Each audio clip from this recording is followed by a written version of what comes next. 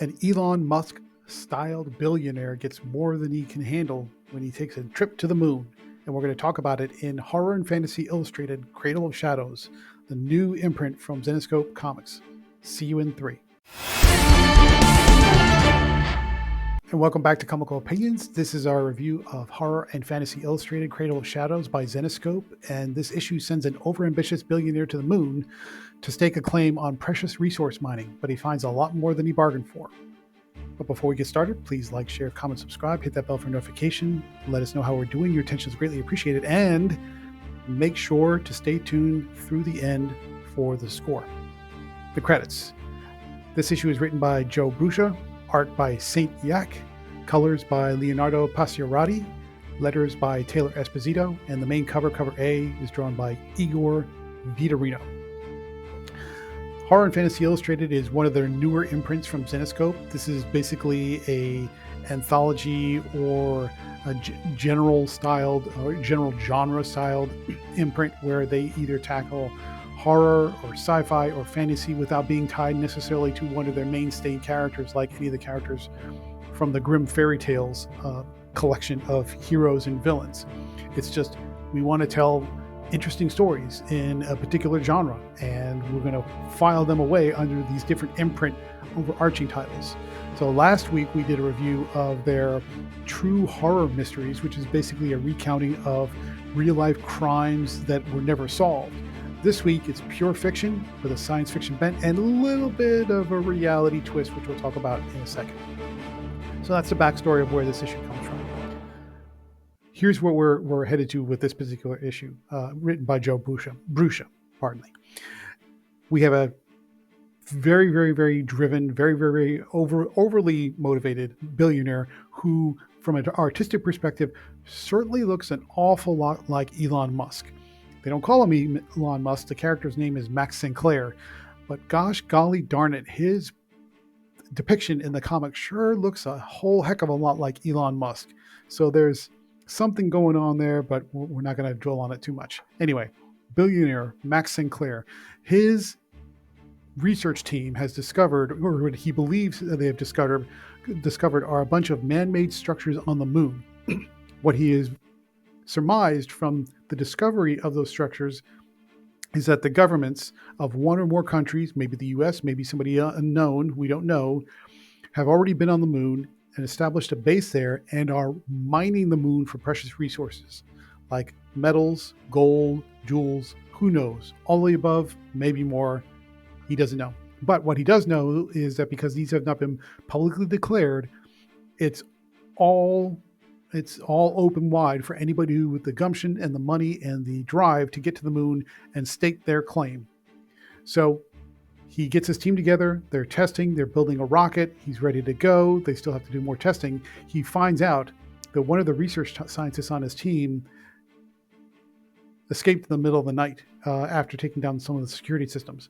And he believes that either the US government or whatever governments are already on the moon are going to try and stop him. So he rushes through his plans to get all the systems checks in place. He gets his team ready to go to the moon, and they launch. But right before they launch, their security systems notice that there are jets and tanks and all kinds of military vehicles headed their way. They deploy countermeasures, which are part of a particular billionaire's arsenal of gadgets and goodies, and stop the attack. So the launch is successful, and his team is headed to the moon with him at the helm, or not at the helm, but just in charge of the mission. They get to the moon. They see that there are large structures there that look like large bases. There's no doubt about it. These are not naturally occurring structures. They land, and then they head off to one of the structures, and all of a sudden they're accosted by these swarms of alien beasties that are ravenous and just come in a huge wave like some kind of alien gray type attack animal. They manage to fight some of them off, but it's very clear that they're not going to escape and they're not going to get back to their ship. Suddenly, another ship comes along that looks more super advanced technology, not quite alien, but alien enough. Could be man-made, but maybe not, and shoos the ravenous alien swarm away. And a woman comes out and she says, "Please follow me. Hurry before the swarm comes back. I'll take you to safety." without any choice because there's no way they would escape that scenario alive.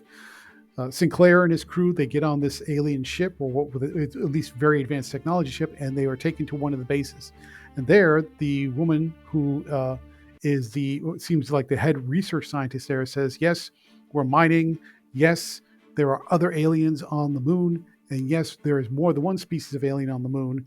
And the United States has spent trillions of dollars in a cooperative agreement with these aliens to mine our resources and to also shoo off one of the other alien races that came that were hostiles and were intent on taking over the Earth. Sinclair is soaking it all in, but at the same time, he's incredibly suspicious of this woman and the research teams that are all around them on this base that has been apparently operating on the moon for years in conjunction with a quote-unquote peaceful alien race to stave off other alien races from coming and attacking the Earth and or providing trillions of dollars worth of valuable metals and jewels and resources for the Earth. The woman says, why don't you let your crew split up and my different scientists will take them to different parts of the base so they can see the wonderful things that we've built and the pilot can go look at our ships. The metallurgist can look at some of the resources we've found and off they go and the team splits up. Sinclair is extremely suspicious at this point. Why split us up? Why are they allowing us to catalog and record everything? And then, yes, comes to find out, we won't spoil too much of the ending, but yes, the alien races and the humans are working together, but it's not for the betterment of mankind. If anything, it's more for the betterment of the aliens and their slave population, as well as their food population. You can make your guesses from there. That's the long and the short or the plot. What did we like about this? Did we like this? Generally speaking, yes. Joe Brucia is one of the best in-house writers that Zenescope has. He's consistently proven that he can do that he writes good fiction and writes good genre fiction. And he's done now sci-fi, he's also done fantasy in all different formats and subjects.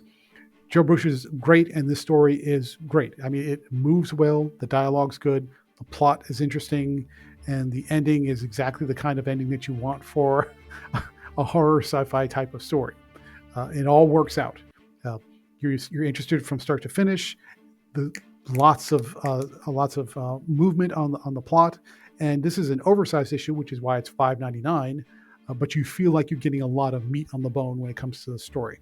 So generally speaking, very well done. What didn't we like about the story? Honestly, there was not really much to pick on. I mean, it's a pretty solid sci-fi horror story from start to finish. Everything lines up. The story moves well. Pardon me. If you're going to pick on anything, I would say the motivation for the humans to work with the aliens isn't very clear. You're giving the cover story, and you already know that there's something fishy about it. But then if you peel back the layers and say, okay, what's the real story? Even when you think about the real story, it's not quite clear why the humans would choose to work with the aliens, other than to say, if you're going to take over the Earth, let us be the power brokers so that way we're not enslaved with the rest of the dregs of humanity. Okay, something like that, but that's never really spelled out, never really clear, so it's hard to tell. So just the lack of motivation of the humans working with the aliens is probably the one drawback of this story. But that's a minor nitpick. Overall, very enjoyable. How about the art by Saint Yak? Generally speaking, looks good. There are a few panels where the character and figure work lacks detail. The coloring hides a lot of that, especially from Leonardo Pacioretty's application of the coloring to kind of give you shadow and highlight and contour and texture. Hides a lot of the lack of the line work detail, especially on the wider shots where you have a lot of big shots that are looking at a wide angle when you're looking at moon landscapes and swarms of rabid alien beasties. And you're looking at the immensity of the moon bases when they're taking their tour. The characters lose a lot of detail, but the coloring kind of hides it in an interesting way. So even though it's not the best art in the world, it's still pretty darn good. And yes, the artist, Saint Yak, absolutely appears to be aping or mimicking Elon Musk and Max Sinclair's appearance. And that's okay. I mean, we're going to have a little bit of fun with Elon Musk. Sure, why not? But it's not done in a disrespectful way or a poking fun kind of way. It's just an homage, if anything else. Final thoughts. What do we think about Horror and Fantasy Illustrated Cradle of Shadows. Interesting concept, well paced, lots of good plot developments and twists and turns. The alien monsters look great, and there's more than one kind of species. There is violence, and it's bloody, gory violence, and it's done well. And generally speaking, this was a solid sci-fi horror comic from start to finish. So this would be an absolute solid recommendation if you're into horror sci-fi type of comics and fiction. Therefore, we're going to give Horror and Fantasy Illustrated Cradle of Shadows from Zenescope an 8.8 out of 10. And the only reason it's a little bit lower is because of the lack of detail in the art and a little bit of the lack of motivation in the storytelling. But other than that, super solid pick. We hope you like this review. Please let us know what you think about horror fantasy. Do you like Horror and Fantasy Illustrated, or do you like horror sci-fi mashups? Let us know in the comments section. And if you like reviews, stay tuned for the next one.